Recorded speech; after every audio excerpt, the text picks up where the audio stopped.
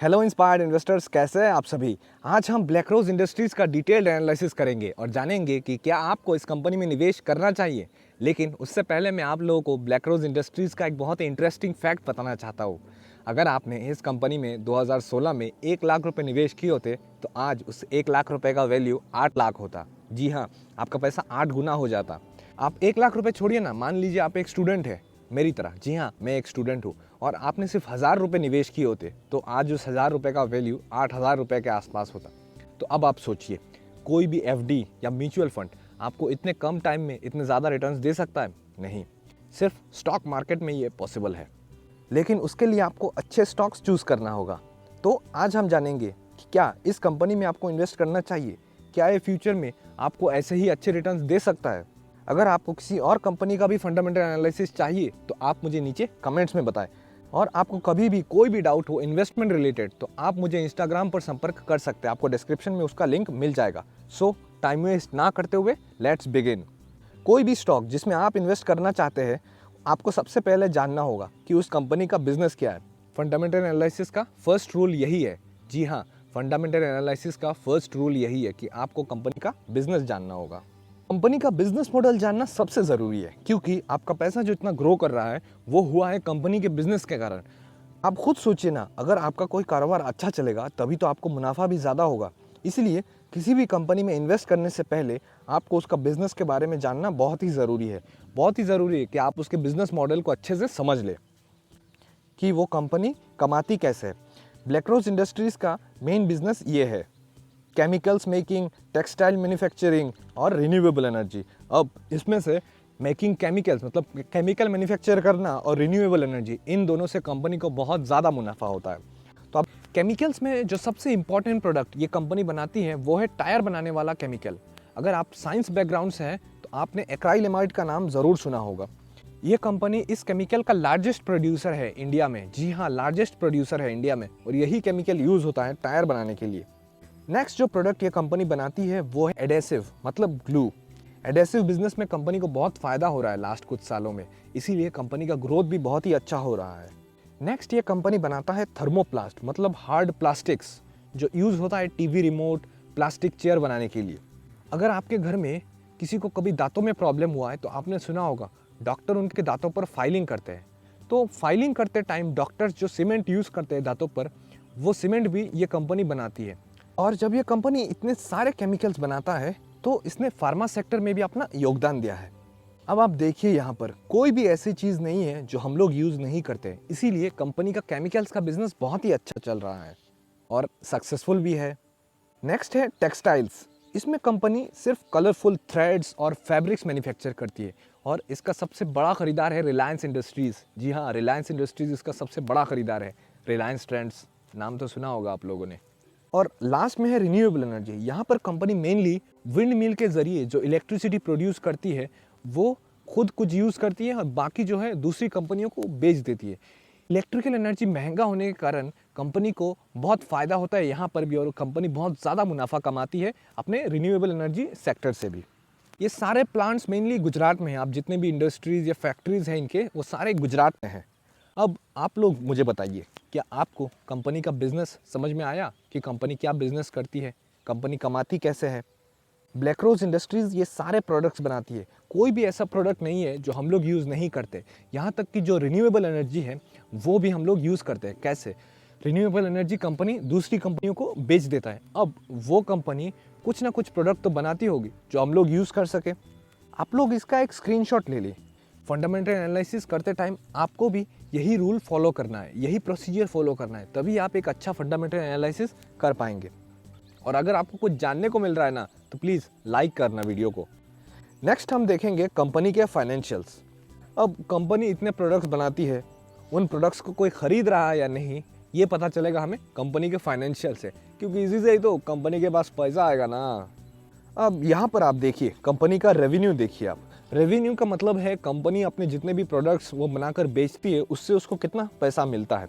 तो आप यहाँ पर देखिए इसका रेवेन्यू 2016, 17, 18, 19 में बढ़ता ही जा रहा है धीरे धीरे। आप देखिए 2016-17 में अगर आपको याद होगा तो तब जीएसटी और डीमोनेटाइजेशन आया था। उसके बावजूद देखिए कंपनी ने कितना अच्छा परफॉर्म किया है।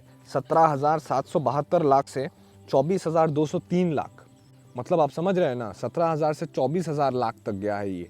तो कंपनी इतने ख़राब टाइम में भी इतना अच्छा परफॉर्म कर रहा है, तो आप सोचिए कि ये कंपनी कितना पोटेंशियल है इसमें परफॉर्म करने का। अब यहाँ पे जैसे जैसे पॉपुलेशन बढ़ेगा, कंपनी के प्रोडक्ट्स भी यूज़ ज़्यादा होंगे, तो कंपनी का रेवेन्यू भी फ्यूचर में और भी ज़्यादा होगा। तो आप सोचिए फ्यूचर में ये कंपनी और कितनी बड़ी होगी। रेवेन्यू के बाद हम देखेंगे इब्टिडा, EBITDA, इसका मतलब है earning before income tax depreciation and amortisation. मतलब आपके सारे खर्चे निकालने से पहले आपने अपना इनकम टैक्स या फिर आपके जितने भी क्या बोले मशीन है जो ख़राब हो गए उन सब को बेचने से पहले आपके पास कितना पैसा है। तो वो देखिए 2016, 17, 18, 19, ये 16, 17, 18, 19 में देखिए आप एकदम ग्राफ ऊपर की तरफ जा रहा है। 968, 1506, 2241, 2459। तो ग्राफ जो है वो खाली ऊपर की तरफ ही जा रहा है। इससे पता चल रहा है कि कंपनी का फाइनेंशियल्स बहुत ही स्ट्रांग है। कंपनी जो भी प्रोडक्ट बना रही है लोग उसको बहुत ही ज़्यादा ख़रीद रहे हैं, मतलब उसका बिजनेस बहुत ही अच्छा चल रहा है। आपको ये सारे डिटेल्स एनुअल रिपोर्ट से मिल जाएंगे, क्योंकि मैंने ये सारे रिपोर्ट एनुअल रिपोर्ट से ही निकाले और कंपनी का जो भी बिजनेस मॉडल होता है वो सब आपको एनुअल रिपोर्ट में ही मिल जाता है। नेक्स्ट है पैट। पैट का मतलब है profit after tax. Profit after tax मतलब टैक्स देने के बाद आपके पास कितना प्रॉफिट बचा है, तो वो भी देखिए आप। 2016, 17, 18, 19 एकदम ऊपर की तरफ ग्राफ जा रहा है, ग्राफ नीचे की तरफ नहीं आ रहा। मैंने यहाँ पे सिर्फ 4 साल पकड़े, आप अगर और पीछे जाएंगे तो आपको इससे भी कम परफॉर्मेंस मिलेगा और आप देखेंगे कि कंपनी और भी ज़्यादा अच्छे से ग्रो कर रहा है। तो इन सब चीज़ों से आपको क्या लग रहा है, कंपनी स्ट्रांग है या वीक? नेक्स्ट हम देखेंगे पैट के बाद EPS। अब पैट और EPS का एक रिलेशन है, वो मैंने अपने पुराने वीडियोज़ में बताया है। आप वो वीडियोस देख लीजिए, आपको ऊपर आई बटन पर मिल जाएगा। इससे आपका फंडामेंटल एनालिसिस और भी ज़्यादा स्ट्रांग हो जाएगा। EPS का मतलब है अर्निंग पर शेयर, मतलब आपका एक शेयर कितना कमा रहा है। और पैट और EPS का डायरेक्ट रिलेशन है, मतलब जैसे जैसे पैट बढ़ेगा मतलब आपका प्रॉफिट बढ़ेगा, आपका EPS भी बढ़ेगा। अगर आपको डाउट है तो आप मेरा पुराना वीडियोस देख लीजिए स्टॉक मार्केट के ऊपर, मैंने वहाँ पे इसको डिटेल में समझाया है। तो आप यहाँ पे देखिए 2016, 17, 18, 19 उन सारे सालों में आपका EPS जो है वो बढ़ते ही जा रहा है, बढ़ते ही जा रहा है। मतलब आपका प्रॉफिट भी आपने देखा बढ़ रहा है, तो इसी के कारण आपका EPS भी बढ़ रहा है। ये एक बहुत ही अच्छा पैरामीटर है। अगर आपको देखना है कि कंपनी का परफॉर्मेंस कैसा है तो आप हमेशा EPS देखना। अगर EPS साल दर साल बढ़ रहा है तो इससे पता चलता है कि कंपनी को प्रॉफिट भी ज़्यादा हो रहा है, इसीलिए आपका EPS भी बढ़ रहा है। नेक्स्ट जो है वो है डेट टू इक्विटी रेशियो, मतलब कंपनी के पास कितना कर्जा है और कितना इक्विटी है, मतलब कितना पैसा है कंपनी के पास। 2018 में कंपनी का डेट टू इक्विटी रेशियो था 1.02, मतलब कंपनी के पास कर्जा था 1.02 रुपीज़ और कंपनी के पास इक्विटी था 1 रुपये, जो कि घटकर अब 0.63 हो गया है। मतलब अब 0.63 रुपीज़ कर्जा है कंपनी के पास। तो अब देखिए जैसे जैसे कंपनी और ज़्यादा ग्रो करेगा, कंपनी का डेट और कम होता जाएगा और कंपनी बहुत ही अच्छा परफॉर्म करेगी। कंपनी का जो कर्जा है वो कम हो रहा है। क्यों कम हो रहा है? क्योंकि कंपनी इतना अच्छा परफॉर्म कर रही है तो वो अपने कर्जे को भी धीरे धीरे कम कर रही है। तो जिसके कारण कंपनी का डेट टू इक्विटी रेशियो अब धीरे धीरे डिक्रीज हो रहा है। कंपनी का डेट टू इक्विटी रेशियो जितना कम होगा उतना ही अच्छा कंपनी ये माना जाता है। डेट टू इक्विटी रेशियो हमेशा 0.5 से नीचे होना चाहिए।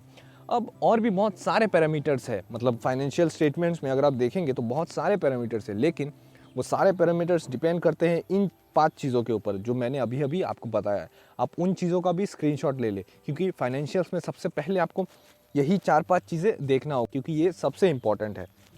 बहुत सारे पैरामीटर्स आपको मिल जाएंगे, लेकिन अगर ये पैरामीटर्स स्ट्रांग है कंपनी के तो बाकी पैरामीटर्स ऑटोमेटिकली स्ट्रांग हो जाएंगे। नेक्स्ट हम देखेंगे कंपनी का मैनेजमेंट, मतलब कंपनी के मालिक कैसे है।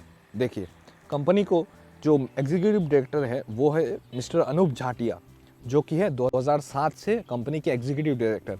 और अगर आप इनका क्वालिफिकेशन देखेंगे तो देखिए BSc केमिकल इंजीनियरिंग इकोनॉमिक्स, मतलब उन्होंने केमिकल्स का भी अच्छा खासा नॉलेज लिया है, प्लस इकोनॉमिक्स मतलब पैसे को कैसे संभालना है उसका भी अच्छा नॉलेज लिया है। तो ऑन एंड अराउंड अगर आप देखेंगे तो इन्होंने कंपनी की बहुत ही अच्छी, क्या बोले आपको, बहुत ही अच्छी ग्रोथ करवाई है। आप वही बोल सकते, ग्रोथ ही बोल सकते हैं इसको, क्योंकि अभी कंपनी बहुत छोटी है लेकिन इसको इन्होंने इतनी अच्छी तरीके से इसको क्या बोले स्ट्रक्चर किया है, इसका इतना अच्छा बिजनेस खड़ा किया है। तो काफ़ी काबिल तारीफ़ है।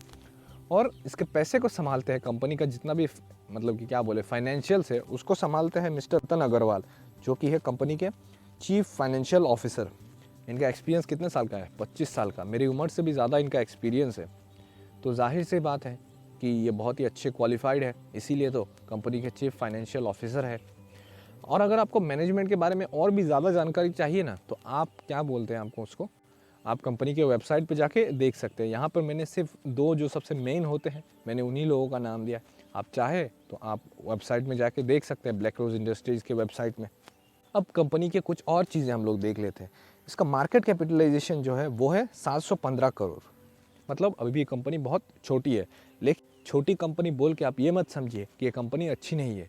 जब कोई छोटी कंपनी बड़ी होती है, कोई भी कंपनी जब शुरुआत में आती है तो वो छोटी ही होती है, लेकिन जैसे जैसे बड़ी होती है वो इन्वेस्टर्स का पैसा बहुत ही ज़्यादा डबल करते हैं। मतलब क्या बोले उसको, इतना ज़्यादा ग्रोथ देते हैं, सिर्फ डबल नहीं, कितना करेंगे वो आप सोच भी नहीं सकते।